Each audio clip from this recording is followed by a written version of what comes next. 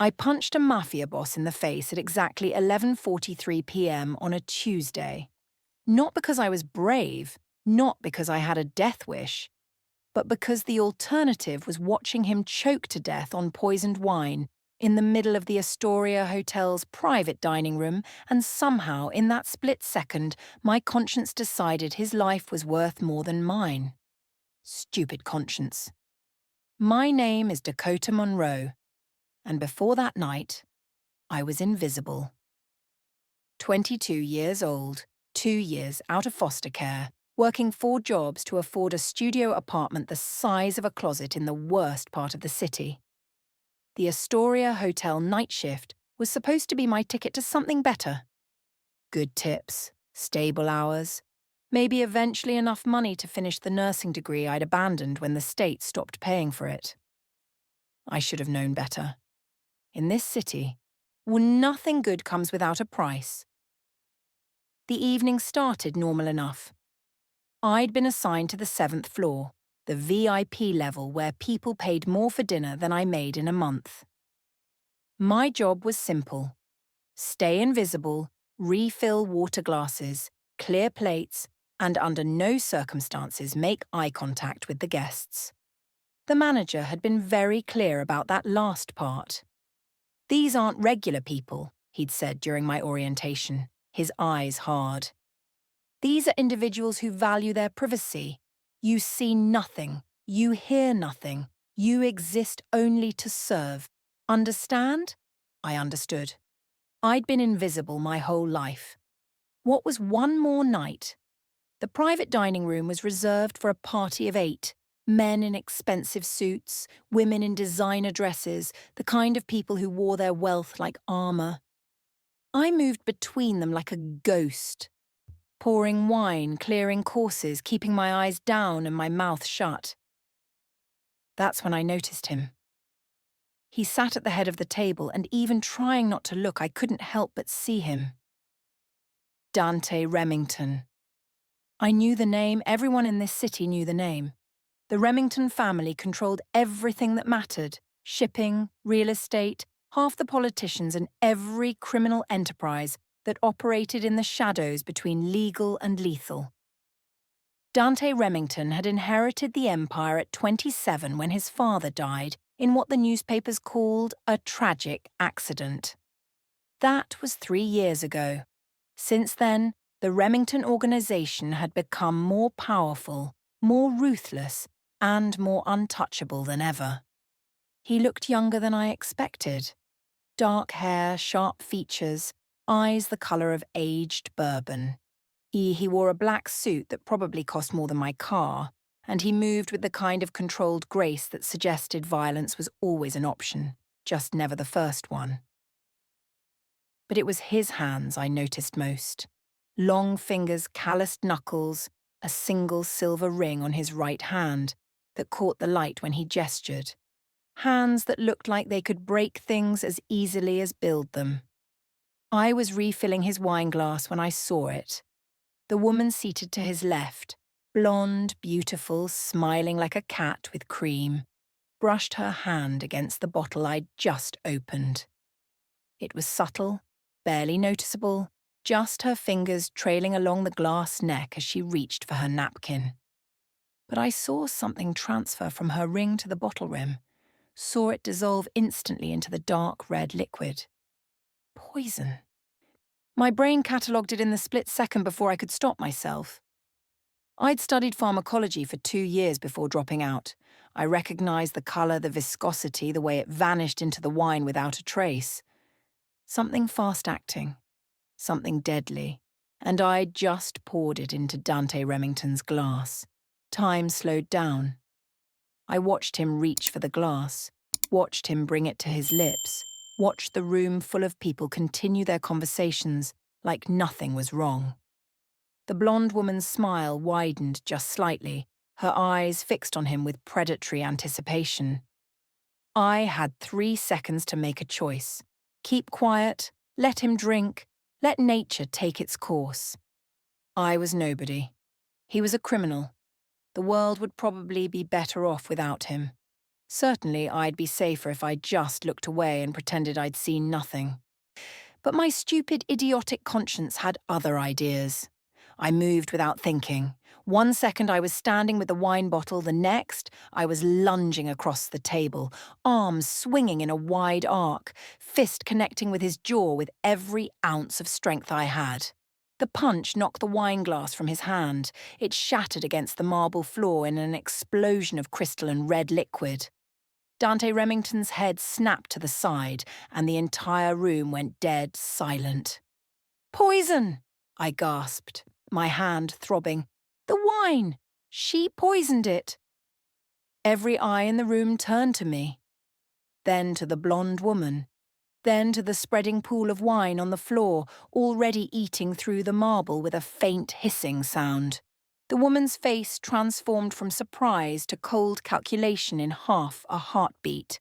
She lunged for me.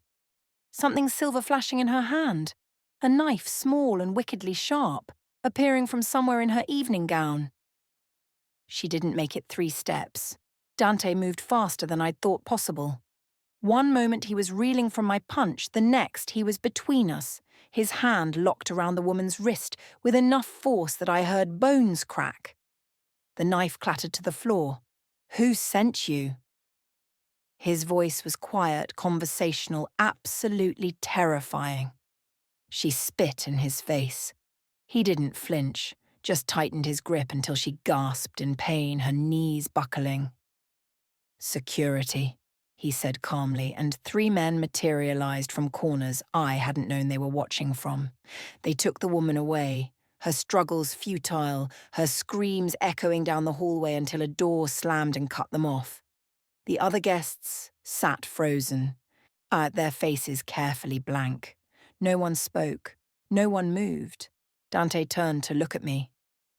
I'd never been looked at like that before, like I was a puzzle he was trying to solve, a variable in an equation he hadn't accounted for. His jaw was already swelling where I'd hit him. I'd put my full weight behind that punch and I'd connected solidly. There'd be a bruise. "You're the new girl," he said. Not a question. I nodded, not trusting my voice. "You saw her poison my drink." Another nod. "And instead of running, instead of staying quiet and safe, you punched me in the face to knock the glass away."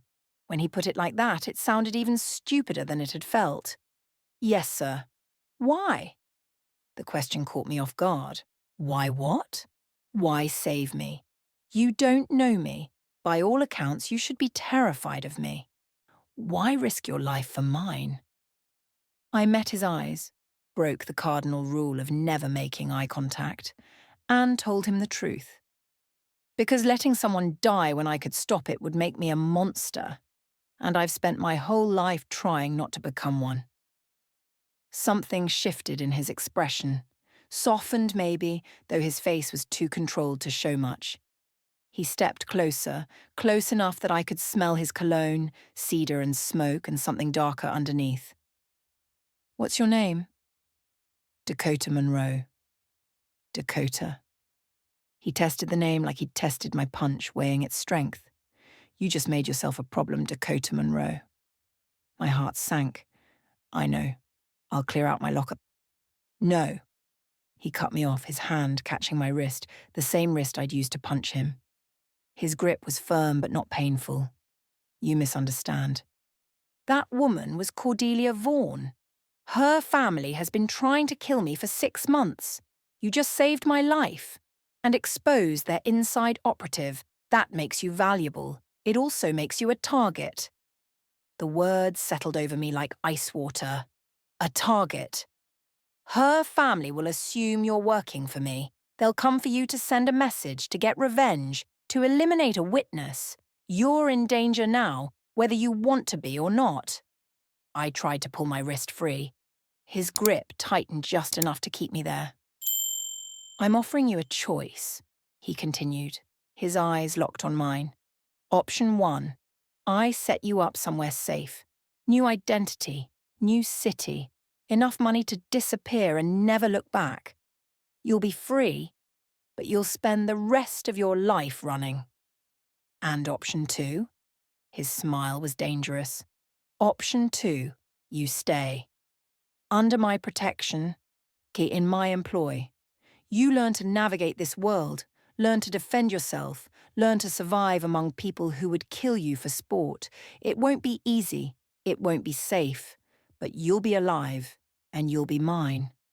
The possessive way he said that last word sent a shiver down my spine. Yours? Under my protection, he clarified, though his eyes said something different. No one touches what belongs to me. No one hurts what I've claimed.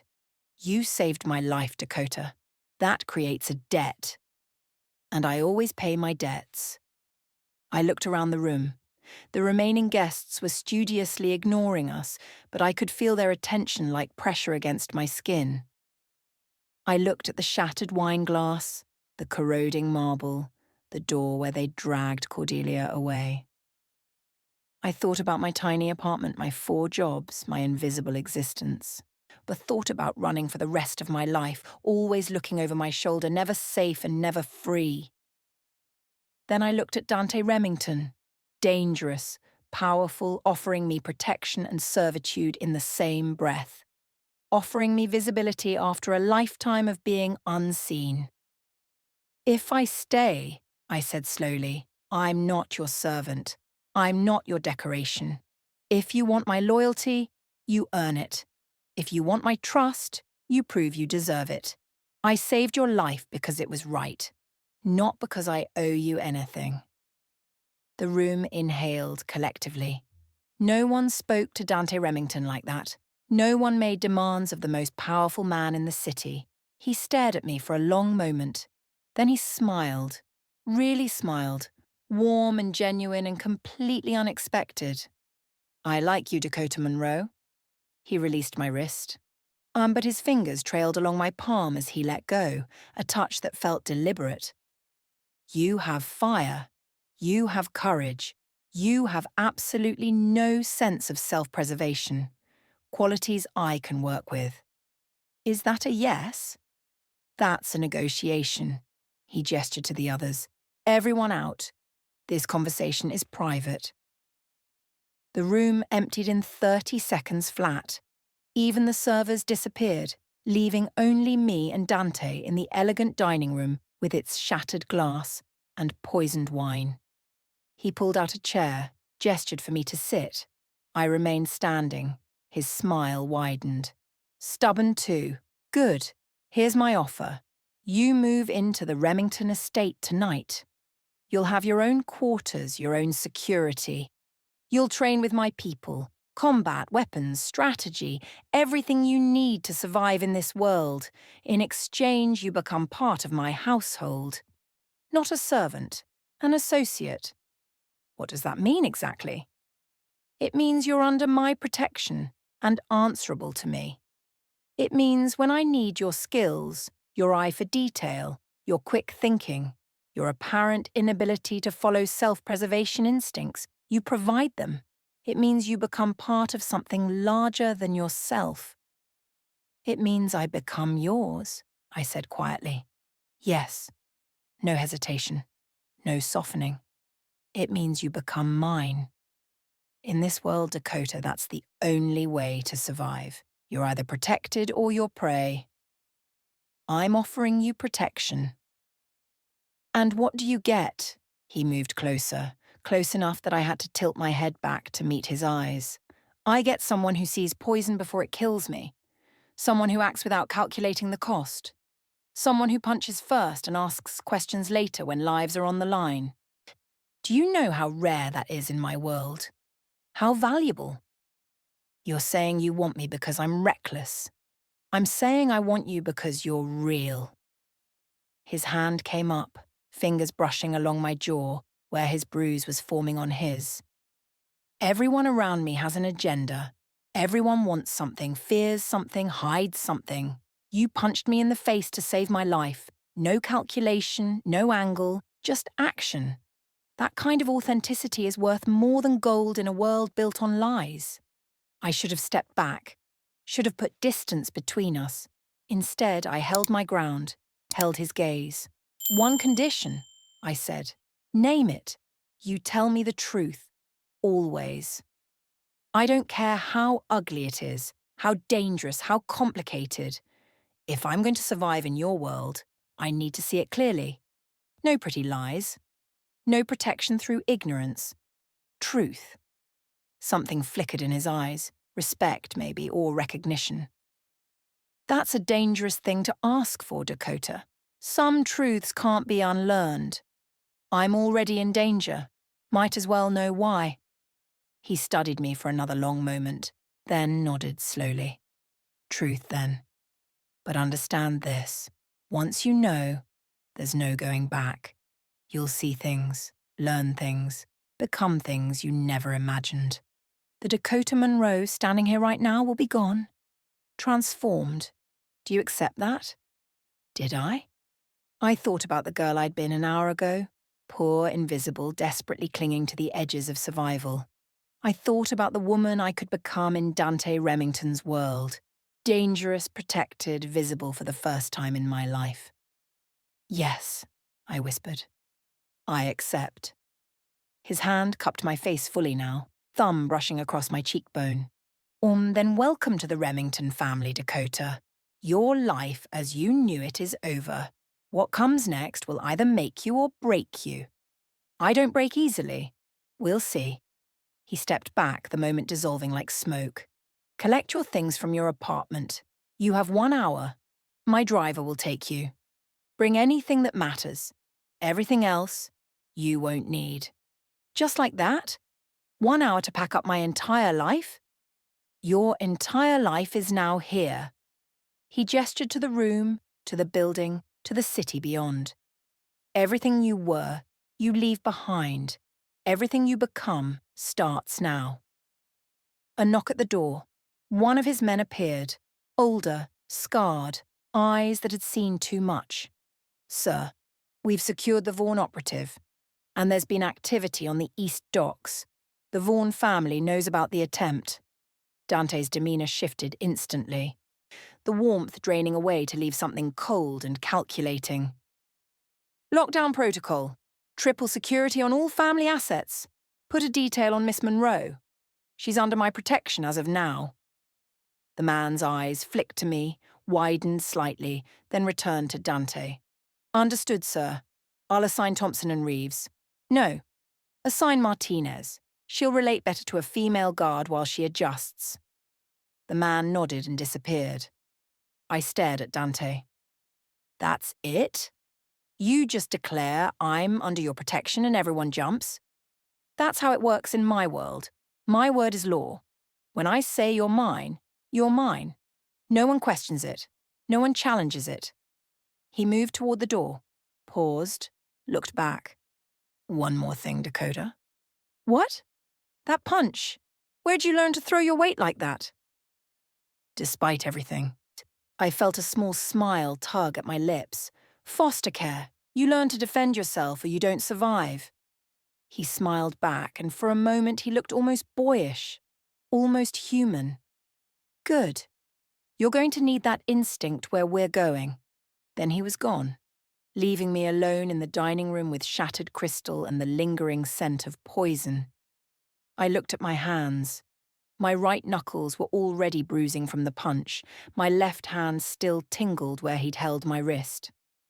45 minutes later, I was sitting in the back of a black Mercedes, a stern-faced woman named Martinez in the driver's seat, watching my apartment building disappear in the rear-view mirror. Everything I owned fit in 2 duffel bags. My entire life, reduced to clothes, a few books, and a photograph of the only foster mother who'd ever been kind to me. You'll want to memorize the route, Martinez said, her voice professionally neutral, in case you ever need to get to the estate on your own. Am I a prisoner? She glanced at me in the mirror. No, but you're not free either. Welcome to the in-between, Miss Monroe. It's where most of us live. The estate was 20 minutes outside the city, hidden behind tall walls and electronic gates. The house itself looked like something from a historical drama, stone and steel, old money and new security, beautiful and forbidding in equal measure. Martinez led me through hallways lined with art that probably belonged in museums, past rooms I couldn't identify, up a grand staircase to the 3rd floor. "Your quarters," she said, opening a door. The quarters were bigger than my entire apartment had been. Bedroom, sitting room, and private bathroom with a tub the size of my old bed. Floor-to-ceiling windows overlooking gardens I could barely see in the darkness. "Mr. Remington's suite is on the 4th floor," Martinez continued. "You're not to go there unless summoned. The gym is in the east wing, training facilities in the basement level. Kitchen is always staffed if you're hungry. House rules are simple. Don't leave the grounds without security. Don't discuss family business with anyone outside the organization, and don't trust anyone completely. Not even me." Comforting, she almost smiled. "It's honest. You asked for truth, you're going to get it. This world? It eats nice girls for breakfast. You want to survive, you get hard fast." "I'm already hard." Now she did smile. "We'll see. Training starts at 6 a.m. Don't be late." She left, closing the door softly behind her. I stood in the middle of my new room, surrounded by luxury I'd never imagined, and felt completely unmoored. 12 hours ago, I'd been pouring wine for rich people and counting tips. Now I was living in a mansion, under the protection of a Mafia boss, because I'd punched him to save his life. My phone buzzed. "Unknown number. Sleep well, Dakota. Tomorrow you learn what you've really signed up for. D." I stared at the message, then at the windows, then at the bruises forming on my knuckles. What had I done? 6 a.m. came too early. I dressed in the workout clothes that had mysteriously appeared in my closet. Expensive brands I'd never heard of, fitting perfectly despite no one taking my measurements. Someone had been watching me more closely than I'd realized. Martinez was waiting in the gym, along with 2 men who looked like they could break me in half without trying. "Dakota Monroe, meet your training team. Cooper handles weapons. Shen handles hand-to-hand combat. I handle strategy and situational awareness." She tossed me a pair of boxing gloves. "Let's see if that punch last night was luck or skill." It was skill, turns out. 3 years in foster care, 2 years in bad neighborhoods, a lifetime of learning to fight back had given me a foundation they could build on. By noon, I was exhausted, bruised, and secretly proud of holding my own. "Not bad," Cooper said grudgingly. "You've got instinct. We can work with instinct." The afternoon was different. Martinez led me to a conference room where a dozen people sat around a table covered in photographs, documents, maps. They looked up when I entered, in their expressions ranging from curious to hostile. "This is Dakota Monroe," Martinez announced. "She's under Mr. Remington's protection. She'll be sitting in on briefings." A woman at the far end, sleek, professional, dangerous, raised an eyebrow. "The girl who punched him?" "The girl who saved his life," Martinez corrected. "Same thing, apparently." The woman's smile was sharp. "I'm Vera Chen, head of intelligence. If you're going to survive here, you'll need to know what we're dealing with." She pulled up a photograph. Cordelia Vaughn, the woman from last night. Except this photo showed her with 3 men, all of them armed, all of them looking at the camera with cold calculation. "The Vaughn family has been trying to take control of the port operations for 2 years, Vera explained. Last night's assassination attempt was their boldest move yet. They failed, which means they'll escalate. Expect retaliation within the week." "Retaliation against who?" I asked. Everyone looked at me. "Against anyone associated with Mr. Remington," Vera said slowly, like explaining to a child. "Which now includes you. Congratulations, you're a target." My stomach dropped. "Because I stopped their poison? Because you proved their operative was compromised? Because you earned Mr. Remington's protection? Because you exist." She leaned forward. In this world, Dakota, being noticed is dangerous. Being protected by Dante Remington makes you either an ally or a threat. The Vaughns will see you as both. They'll come for you to hurt him, to test his defenses, to send a message. When? Could be tonight, could be next month. Could be never if they decide the risk isn't worth it. She smiled without warmth. Welcome to life in the Remington organization. You'll get used to the constant threat. Or you'll break. Most people break. I looked around the table. Every person there had chosen this life, accepted these risks. They stared back at me with varying degrees of sympathy, amusement, and calculation. I won't break, I said quietly. We'll see, Vera replied, echoing Dante's words from last night. The briefing continued for 2 hours. I learned about territory disputes, rival families, political connections, money laundering operations that funded legitimate businesses, that funded illegal enterprises in an endless cycle. I learned that the Remington Empire was vast, complicated, and built on a foundation of controlled violence. And through it all, I kept thinking about the man at the center of it, Dante Remington, who'd offered me protection and demanded my loyalty in the same breath, who'd looked at me like I was valuable after a lifetime of being worthless. He wants to see you, Martinez said after the briefing ended. 4th floor. Don't keep him waiting.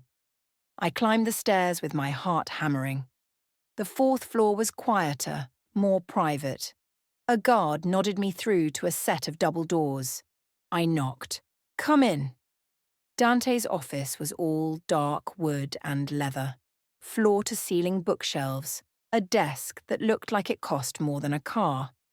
He stood at the windows, looking out over the grounds, his suit jacket discarded, and his shirt sleeves rolled up to reveal forearms marked with scars and ink.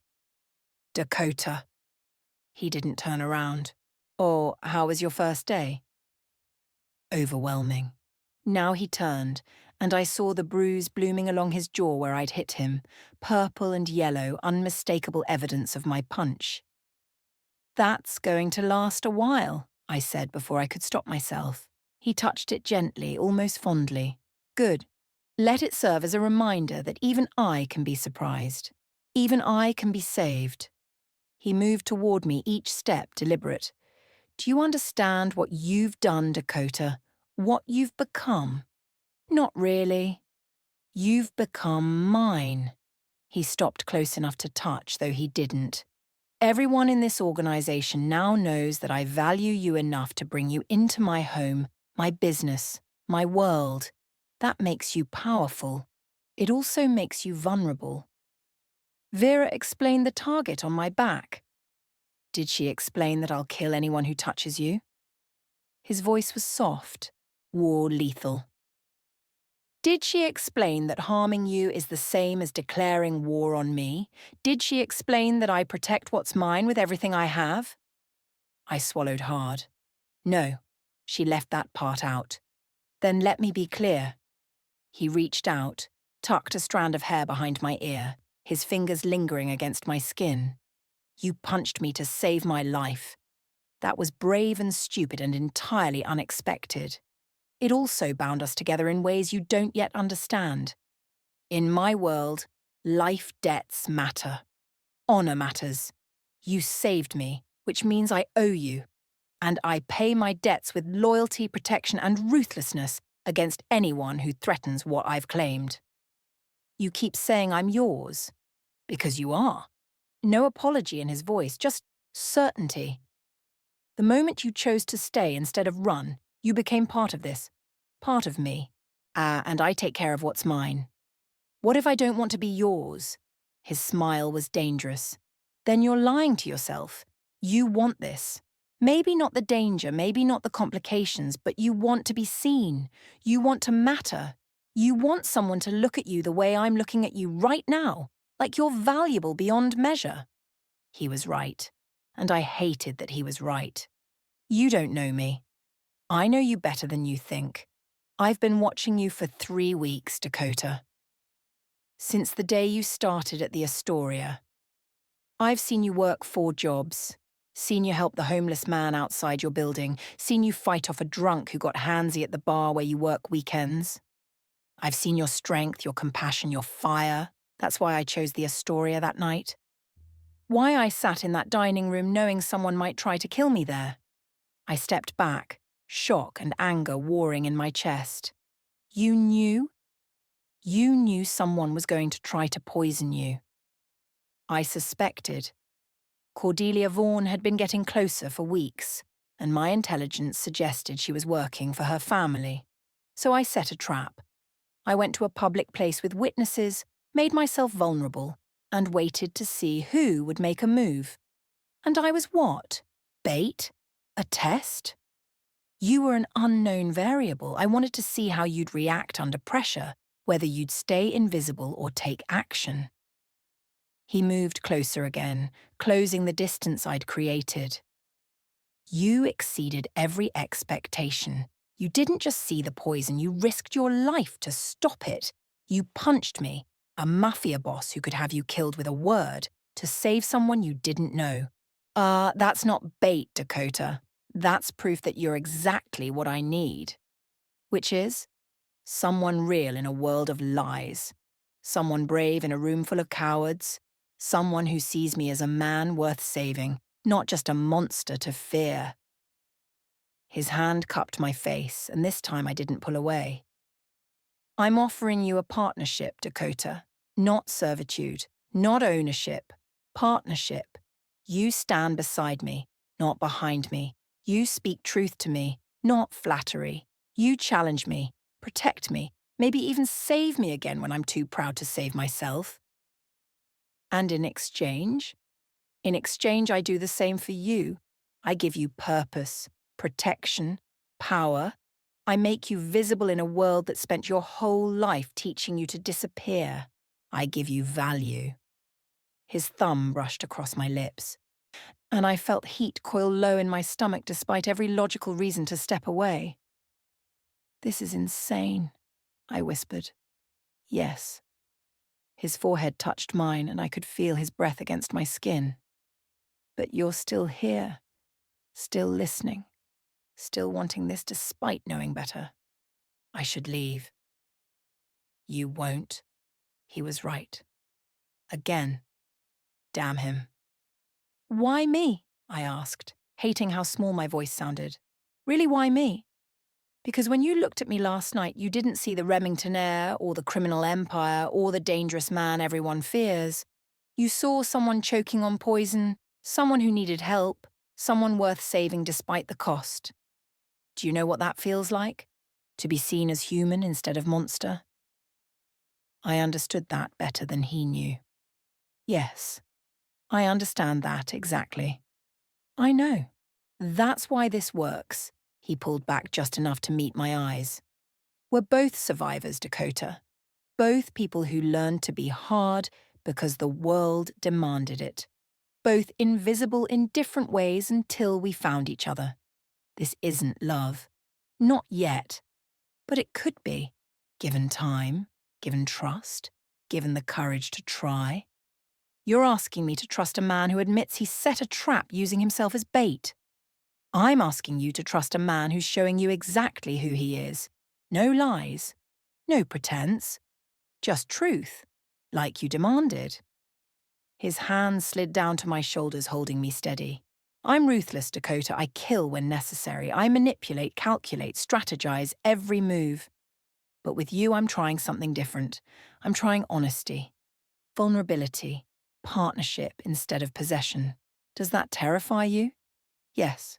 Good. It should. But does it intrigue you? I thought about my answer carefully. Thought about the way his touch made my skin burn, the way his voice wrapped around me like smoke, the way his eyes saw straight through every defense I'd ever built. Yes, I admitted. It intrigues me. His smile was genuine this time, warm and devastating. Then we have a deal, Dakota Monroe. You're mine, and I'm yours. Partners in this dangerous game, equals in this empire. together against everyone who wants to tear us apart. That's a lot of enemies. I wouldn't have it any other way. He leaned in, his lips brushing against my ear. Now get some rest. Tomorrow your real training begins. If you're going to stand beside me, you need to be ready for war. Because the Vaughan family won't wait long to retaliate.